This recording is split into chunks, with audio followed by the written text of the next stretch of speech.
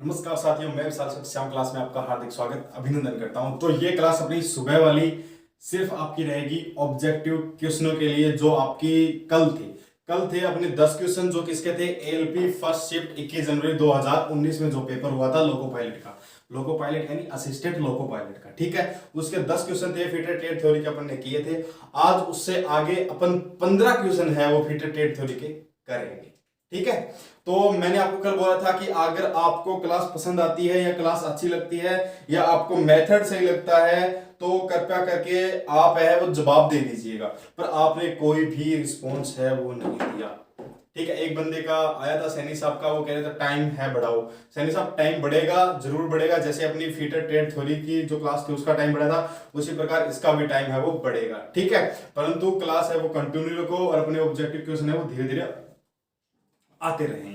ठीक है, पर क्लास करो पूरा देखा करो और है वो कमेंट कर दिया करो। और जैसे जैसे मैं सवाल पूछूं ना कि ये ऐसा आंसर है या इसका क्या आंसर है, तो आप है ऐसा समझ लिया करो ये लाइव क्लास चल रही है और इसमें आपको आंसर देना है। ठीक है, क्या करना है इसमें आपको आंसर क्या करना है देना है। तो आप है ना साथ साथ आंसर है कमेंट कर दिया करो और बता दिया करो लास्ट में कि हाँ सर आपका मेथड है वो सही है और आप है वो हमको इसी प्रकार है वो क्लास है वो देते रहिए एक बार। पर डिजिटल बोर्ड है आपका सेव हो गया तो डिजिटल भी बोर्ड भी आएगा और डिजिटल बोर्ड आएगा तो आपको टेस्ट सीरीज भी मिलेगी, पीडीएफ मिलेगी, सब कुछ मिलेगा। ठीक है, चलो तो आगे शुरू करते हैं क्लास। 1 मिनट रुको, चलो चले आगे। तो आज का क्वेश्चन नंबर 1 है आपका नेक्स्ट यानी पार्ट 2 का क्लास। ठीक है, तो क्वेश्चन नंबर 1 है कि एक नट के आयाम को एक नट के आयाम को, यहां पे आयाम है वो किसे कहा गया है ये बताओ, किस संदर्भ में, किस संदर्भ में व्यक्त किया जाता है, व्यक्त किया जाता है। क्या कह रहा है ये कि एक नट के आयाम को किस संदर्भ में व्यक्त किया जाता है। तो ऑप्शन देखो, ऑप्शन नंबर 1 है बोल्ट का पिच व्यास, यानी किसी बोल्ट का पिच व्यास, या 2 नंबर बोल्ट का कोर व्यास, या 3 नंबर बोल्ट का सामान्य व्यास, या 4 नंबर होगा आपका बोल्ट का शीर्ष। क्या बोल्ट का शीर्ष या बोल्ट का सिरा, जिसे अपन शुद्ध हिंदी में क्या बोलते हैं शीर्ष। तो क्वेश्चन नंबर 1 है आपके सामने कि नट के आयाम को किस संदर्भ में व्यक्त किया जाता है। यहां पे आयाम किसके रूप में आया है, यहां पे आराम आया है एक माप के रूप में। इसमें लिखो कि एक नट के माप को किस संदर्भ में व्यक्त किया जाता है, कि आपका जो नट है उसके माप को किस संदर्भ में या किस रूप में अपन क्या व्यक्त करते हैं। तो आप बताओ बोल्ट का पिच का व्यास होता है उसको माप लेते हैं, या बोल्ट का कोर का व्यास होता है, या बोल्ट का सामान्य व्यास होता है, या बोल्ट का शीर्ष होता है। तो प्यारे बच्चों इसमें क्वेश्चन नंबर 1 का 3 नंबर ऑप्शन है वो बिल्कुल सही रहता है कि बोल्ट का जो सामान्य व्यास होता है वो एक नट के आयाम को संदर्भ करता है। ठीक है, चलो यानी एक नट के माप को है क्या क्या करता है संदर्भ करता है या मान लिया जाता है। ठीक है, चलो तो क्वेश्चन नंबर 2 की तरफ बढ़ते हैं। इसका स्क्रीनशॉट लेना चाहते हो तो ले लो, मैं मिटाता हूं। चलो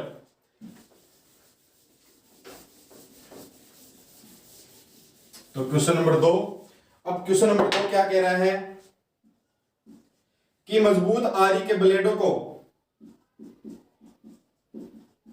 मजबूत आरी के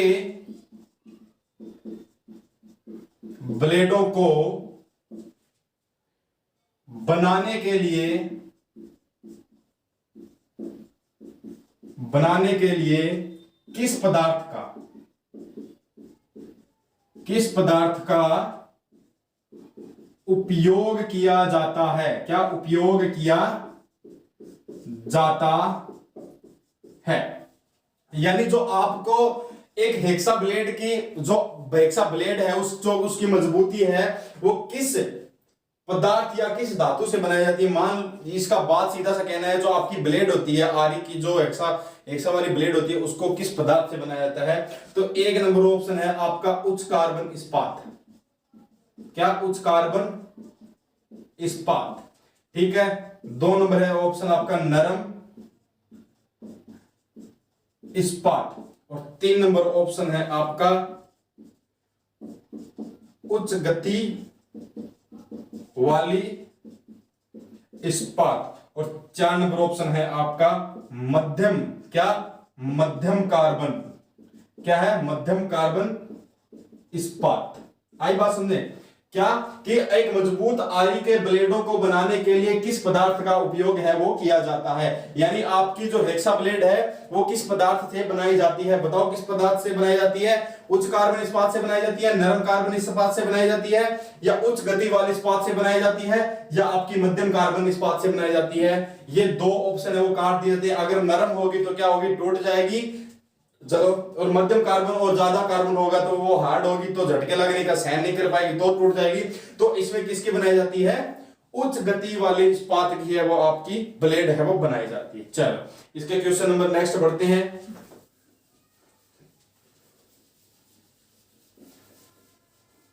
क्वेश्चन नंबर 3। क्वेश्चन नंबर 3 क्या कह रहा है? फिसलन गेज का मापन मुख्य।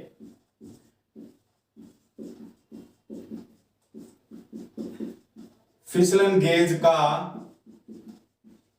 मापन मुख्य खालिस्तान द्वारा, क्या?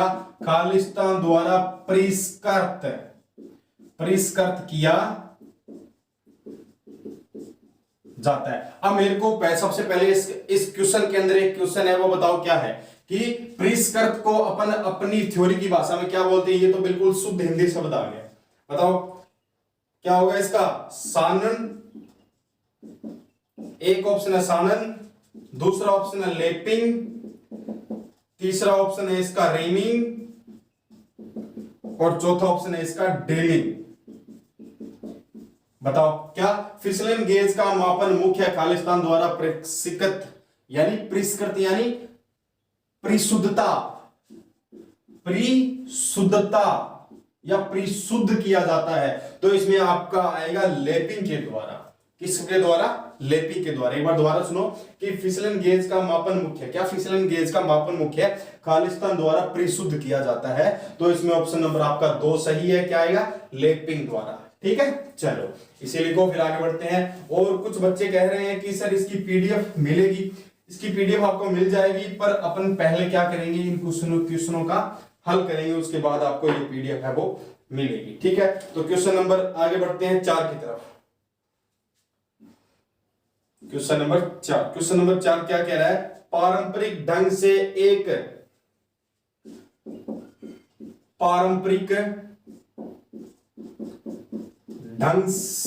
एक लेथ मशीन या खराद मशीन, क्या? लेथ मशीन या खराद मशीन में छिलन प्रक्रिया, क्या कह रहा है? छिलन प्रक्रिया द्वारा किस प्रकार के सतह का उत्पाद होता है? तो क्वेश्चन नंबर 1 है वर्गाकार, 2 नंबर है गोलाकार, 3 नंबर है समतल, और 4 नंबर है अनियमित। क्या? अनियमित आकार। क्वेश्चन को पढ़ो। अनियमित आकार बोले तो क्या कह रहे हैं कि पारंपरिक ढंग से, मतलब अपन जो रोजाना एक काम करते हैं, क्या? एक रोजाना अपन काम करते हैं, किसके ऊपर काम करते हैं? लेथ मशीन, खराद मशीन के ऊपर काम करते हैं। और क्या काम करते हैं? छिलन प्रक्रिया करते हैं। मतलब किसी जॉब के ऊपर से क्या करते हैं?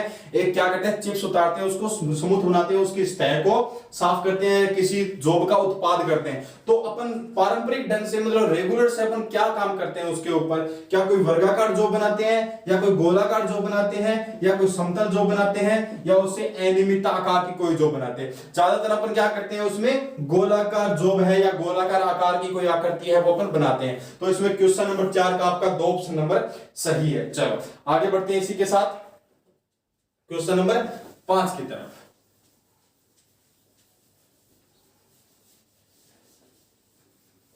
Question number 5। अब क्वेश्चन नंबर 5 क्या बोल रहा है कि निम्न में से कौन से गेज का प्रयोग, निम्न में से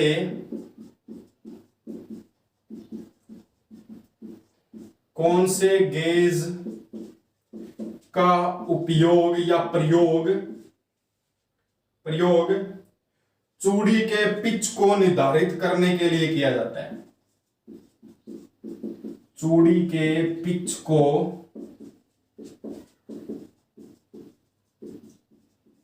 निर्धारित करने के लिए किया जाता है। बताओ ऐसा कौन सा गेज है जिसका उपयोग अपन चूड़ी की पिच की माप निकालने के लिए किया जाता है। देखो सबसे पहले पेपर के अंदर अपन क्या करते हैं, अपनी बेवकूफी क्या होती है कि अपन क्वेश्चन को समझते नहीं है कि क्वेश्चन की गोलाई है वो किस प्रकार बनाई गई है। अब क्वेश्चन की गोलाई देखो इसमें क्या बनाई गई है कि निम्न में से किस गेज का उपयोग चूड़ी के पिच को निर्धारित करने के लिए किया गया है। अगर ये सिंपल सा क्वेश्चन होता तो इसमें लिखा जाता कि निम्न में से ऐसा कौन सा गेज है या कौन से गेज का उपयोग चूड़ी के पिच का माप निकालने के लिए किया था, निर्धारित करने के लिए। देखो थोड़ा सा घूम जाता है ना तो क्वेश्चन घूम ही जाता है और अपने दिमाग में नहीं आता तो नहीं आता है। ठीक है चलो तो इसका क्या होगा, नंबर 1 है संपर्क गेज, नंबर 2 है त्रिज्या गेज, नंबर 3 है, इसका आंसर मेरे को है आ गया अभी तक। अगर आपको चौथा ऑप्शन लिखा हो तो कोई दिक्कत नहीं है ना, प्लस गेज।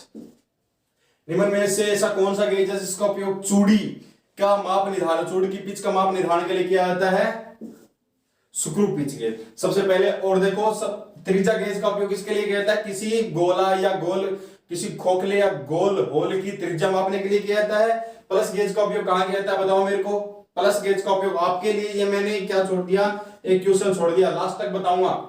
चलो आगे बढ़ते हैं इसी के साथ क्वेश्चन नंबर 5 की तरफ। क्वेश्चन नंबर 5 आपका क्या होगा, चलो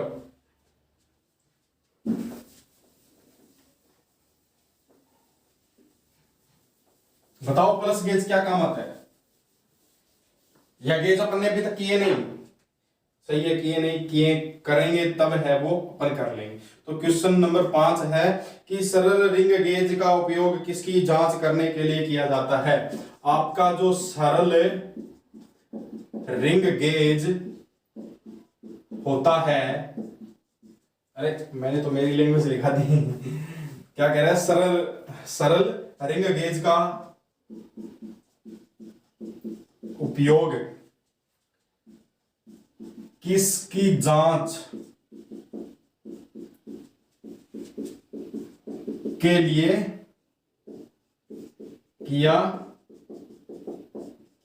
जाता है। क्या कह रहा है, सरल रिंग गेज है उसका उपयोग है किसकी जांच के लिए किया जाता है। ऐसे मतलब अपन मान सकते हैं कि सरल गेज का उपयोग है वो किसके लिए किया जाता है। देखो क्वेश्चन को घुमा रखा है ना, तो बताओ किसके लिए किया जाता है, बाहरी चूड़ी की सटीकता के लिए, बाहरी चूड़ी की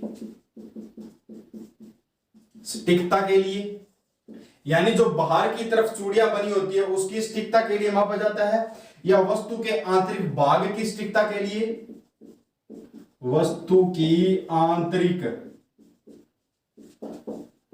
भाग की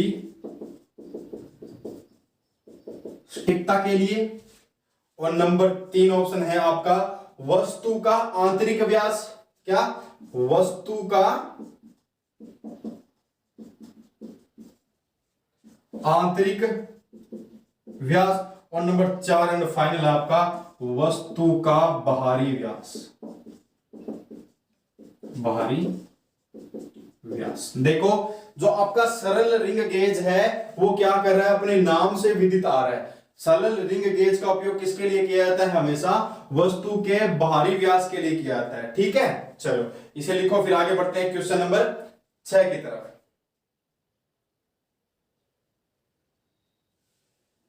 क्वेश्चन नंबर 6, चलो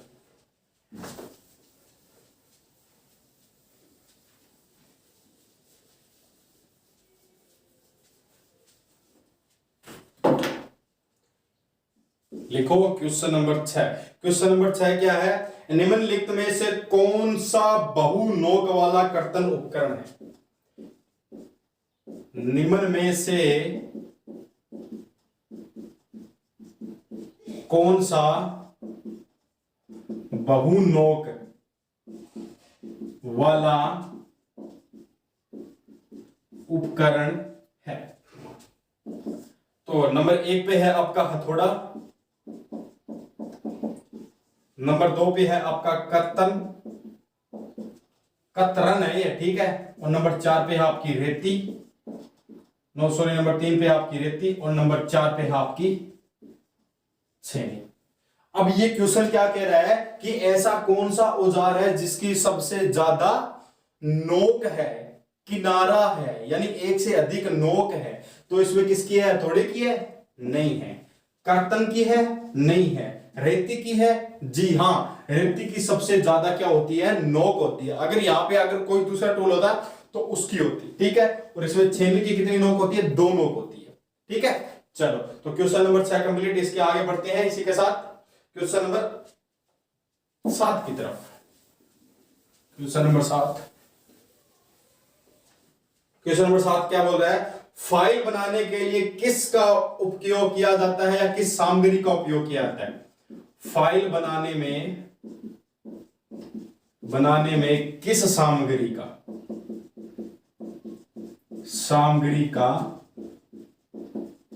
उपयोग होता है या किया जाता है? ठीक है, बताओ मेरे को, बताओ फाइल है वो किसकी बनाई जाती है या ऐसी कौन सी धातु है जिसकी फाइल बनाई जाती है? बताओ। इसमें है पहला निम्न कार्बन, इस्पात, दूसरा है इसमें एल्यूमिनियम, तीसरा है इसमें कच्चा लोहा, और चौथा है इसमें, ये तो है ही फिर, है ना, उच्च कार्बन इस्पात। बताओ क्या फाइल बनाने में किस सामग्री का उपयोग किया जाता है? आपका निम्न कार्बन का नहीं किया जाता, एल्यूमिनियम बिल्कुल हल्की धातु होती है, कच्चा लोहा नहीं किया जाता, तो किसका बनाया जाता है? फाइल आपकी उच्च कार्बन इस्पात की बनाई जाती है। किसकी बनाई जाती है? उच्च कार्बन इस्पात की बनाई जाती है, ठीक है, हाई कार्बन स्टील। चलो इसे लिखो, फिर आगे बढ़ते हैं क्वेश्चन नंबर 9 की तरफ। चलो अब मैंने आपको एक गेज कराया था, कौन सा गेज बताएगा कोई?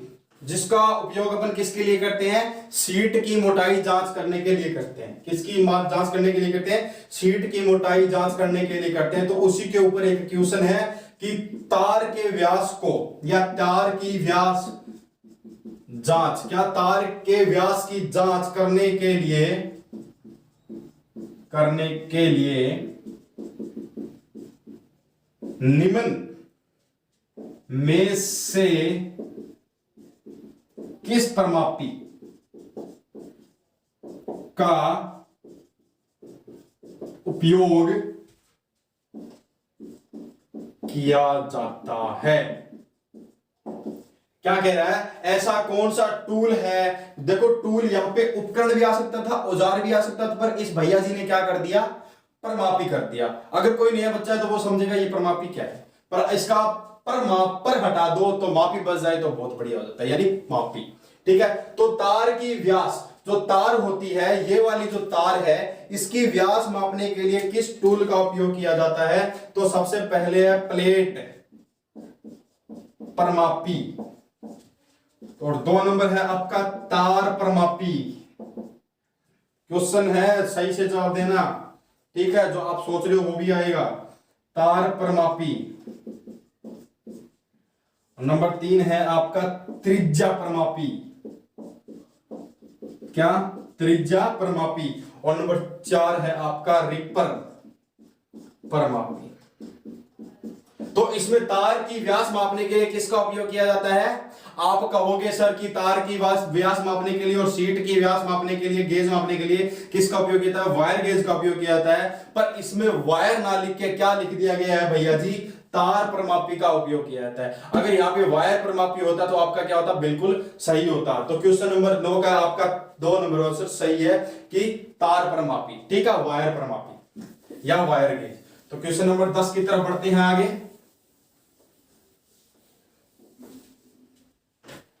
निहाल ठाकुर जी, आपको पीडीएफ चाहिए? पीडीएफ है वो मिलेगी आपको, अपनी क्लास के सारे क्वेश्चन आंसर हो जाएंगे तब आपको पीडीएफ है वो मिल जाएगी। तो क्वेश्चन नंबर नेक्स्ट है आपका 10। एक छेद के आकार को बढ़ाने और उसकी सतह, एक छेद के आकार को बढ़ाने व उसकी सतह को परिष्कृत को बढ़ाने, उसकी सतह की परिष्कृत, सतह परिष्कृत कर लो, ठीक है, उसकी सतह परिष्कृत को बढ़ाने की प्रक्रिया को खालिस्तान के रूप में जाना जाता है। खालिस्तान के रूप में जाना जाता है। अब देखो यहां पे क्वेश्चन घूमा है, मैं आपके आंसर लिखता हूं एक बार। आंसर है वेदन, और 2 नंबर है ड्रिलिंग, या 3 नंबर है आपका शंकु खनन है, ठीक है, शंकु खनन है ये, खनन। और 4 नंबर है आपका रेमिंग,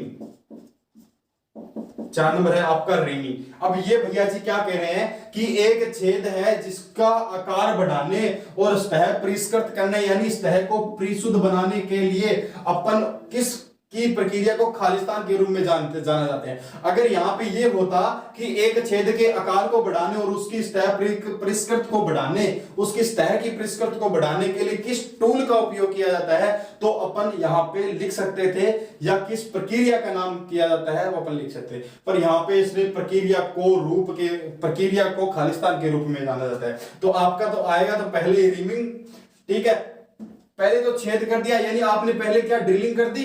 ड्रिलिंग करने के बाद में ये क्या कह रहे हैं, उसके आकार को बढ़ाना है, तो अपन एक ही मात्र बचता है, क्या बचता है आपका? रिमिंग। अगर यहां पे रिमिंग ना होकर बोरिंग होता तो आपका क्वेश्चन है वो बिल्कुल सही होता, ठीक है। चलो, तो क्वेश्चन नंबर 10 है आपका पूरा हुआ। आगे बढ़ते हैं, इसी के साथ इसे लिखो या स्क्रीनशॉट ले लो। चलो,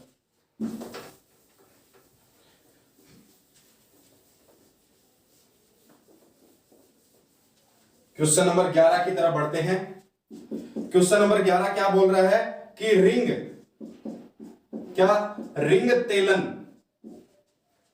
तेलन प्रणाली। अब ये है भैया शुद्ध हिंदी, को खालिस्तान के रूप में भी जाना जाता है। तो ऑप्शन नंबर 1 है आपका ग्रीज संभरण प्रणाली, ठीक है। तो ऑप्शन नंबर 2 है आपका स्नेहक प्रणाली, ठीक है। ऑप्शन नंबर 3 है आपका सप्लेस, क्या? सप्लेस यानी छिड़काव, सप्लेस यानी छिड़काव संभरण प्रणाली, ठीक है। और 4 नंबर है आपका इनमें से कोई नहीं, ठीक है, कोई नहीं। और अगर इसके अंदर ऑप्शन होता आपका क्या? बल प्रणाली, बल संभरण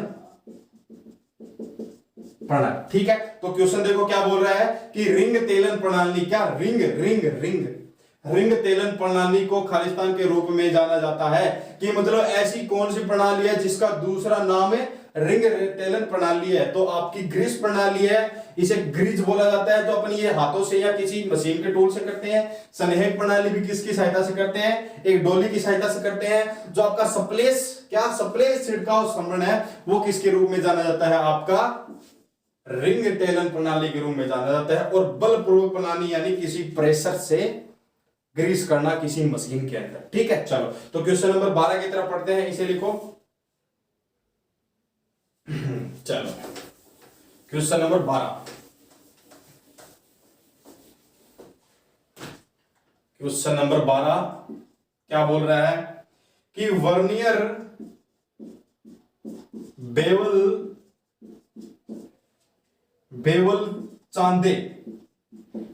बेवल चांदे का अल्पतमांक किसे कहते हैं? अल्पतमांक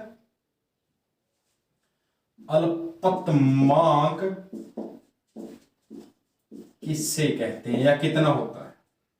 क्या है ये लिखो। अल्पतमांक क्या है? अल्पतमांक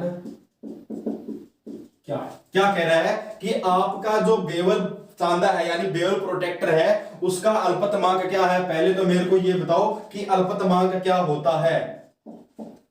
बताओ क्या होता है? बताओ अल्पतमांक क्या होता है, जल्दी से बताओ, कमेंट करो भाई, ऐसे बात नहीं बढ़ेगी। देखो क्या वर्नियर बेवल चांदे का अल्पतमांक क्या होता है? अल्पतमांक क्या होता है बताएगा कोई? बताओ अल्पतमांक। मैंने आपको बताया था किसी भी टूल की न्यूनतम से न्यूनतम माप क्या होती है? अल्पतमांक होती है। तो आपके बेवल प्रोटेक्टर की न्यूनतम माप क्या होती है? 5। अब मैंने आपको कल एक क्वेश्चन कराया था, उसके अंदर मैंने आपको 5 लिख के ऊपर एक ऐसे डंडा लगाने को कहा था, तो वो किसके रूप में माना जाता है भैया जी? मिनट के रूप में माना जाता है। अगर आपको यहाँ 15 के ऊपर डंडा, 5 के ऊपर डंडा और 20 के ऊपर ये डंडा और 10 के ऊपर ये डंडा है, तो आगे मिनट नहीं लिखा हुआ है, तो आपको समझ लेना है कि ये क्या है? मिनट है। तो आपको क्या करना है कि वर्नियर बेवल चांदे का अल्पतमांक कितना होता है? 5 मिनट होता है। चलो इसे लिखो या स्क्रीनशॉट लो, फिर आगे बढ़ते हैं। सबसे आसान क्वेश्चन बोल के बता देता हूं। Question number 13। क्वेश्चन नंबर 13 क्या है कि ऑक्सीजन सिलेंडर का रंग क्या है? ऑक्सीजन सिलेंडर का रंग क्या है? ऑक्सीजन सिलेंडर का रंग क्या है? काला। ऑक्सीजन सिलेंडर की जो पाइप है उसका रंग क्या है? काला। ऑक्सीजन सिलेंडर का जो रेगुलेटर है उसका रंग क्या है? काला। तो एक क्वेश्चन नंबर 13 आपका यही कंप्लीट हुआ। और क्वेश्चन नंबर 14 की तरफ बढ़ते हैं। क्वेश्चन नंबर 14 क्या बोल रहा है कि निम्न में से किसका उपयोग एक वृत्त या एक चाप को बड़े व्यास के साथ खींचने के लिए किया जाता है? निम्न में से, सॉरी एक सेकंड रुको, निम्न कंपास ऐसे लिखो। निम्न कंपास में से किसका उपयोग एक वृत्त या एक चाप को एक बड़े व्यास के साथ